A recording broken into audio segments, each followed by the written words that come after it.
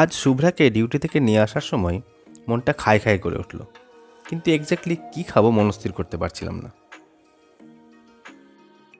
গোড়া বাজারটা পেরোতেই শুভ্রা হঠাৎ জানালো অযোধ্যানগরের নতুন ফাস্ট ফুড সেন্টারের কথা। হ্যাঁ, ঠিক ধরেছ, আমরা দুয়ারে খাদ্যশ্রীতেই যাচ্ছি। এই ফুড আউটলেটটা এখন অনেকটাই পপুলার। রোজ এটার সামনে যাতায়াত করলেও ঢোকা হয় না। আজ সময় সুযোগ দুটোই হলো, তাই আর সেটা হাতছাড়া করলাম না। গাড়িটা সোজা দাঁড় করালাম দুয়ারে খাদ্যশ্রীর সামনে। নিজেদের বেকারির সামনের পার্টে বেশ সুন্দর করে সাজানো ছোট্ট একটা ফুড জয়েন্ট। 1 পৃষ্ঠার একটা মেনু কার্ড হলেও তাতে ফুড আইটেম রয়েছে বেশ অনেকগুলোই।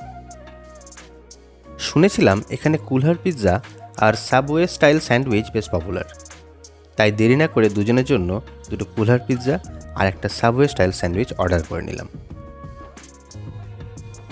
একদিকে রান্নার জায়গা আর অন্যদিকে বেকারের জিনিসপত্র, মাঝখানে ছোট ছোট কয়েকটা টেবিল আর টুল, আড্ডা দেওয়ার ভালো জায়গা।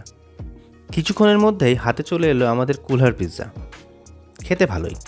তারপর এলো সাবওয়ে স্টাইল স্যান্ডউইচ, এটা আমার কুলহার পিৎজার থেকেও বেশি ভালো লেগেছে। দাদা এই রুটিও তোমাদের এখানকার নিজে বানানো?